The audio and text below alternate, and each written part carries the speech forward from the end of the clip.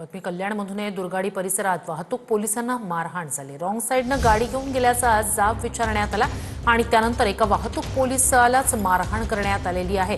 बाजारपेठ पोलिसात या प्रकरणी गुन्हा दाखल झालाय। वाहतूक पोलीस असलेले विलास भागीत यांच्यावर उपचार सुरू आहेत। विरुद्ध दिशेने गाडी का घातली असा जाब विचारल्यानं एका वाहतूक पोलिसाला बेदम मारहाण केल्याची घटना कल्याणमध्ये घडली। विलास भागीत असं मारहाण झालेल्या पोलीस कर्मचाऱ्याचं नाव आहे। मारहाण झालेल्या जखमी पोलीस कर्मचाऱ्यावर खासगी रुग्णालयात उपचार सुरू आहेत। मारहाण झालेल्या जखमी पोलीस कर्मचाऱ्याला खासगी रुग्णालयात उपचारासाठी दाखल करण्यात आलंय।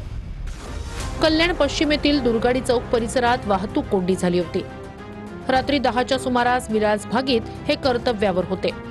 विरुद्ध दिशेने येणाऱ्या कार चालकाला गाडी थांबवण्यास सांगितलं। तुम्ही विरुद्ध दिशेने गाडी का घालताय असा जाब पोलीस कर्मचारी विलास भागीत यांनी विचारला। चूक मान्य न करता कार चालकानं पोलीस कर्मचाऱ्यासोबतच हुज्जत घालायला सुरुवात केली। कारमधल्या 4 तरुणांनी वाहतूक पोलीस विलास भागीत यांच्यावर हल्ला केला। तरुणांनी वाहतूक पोलिसाचा शर्ट फाटेपर्यंत मारहाण केली।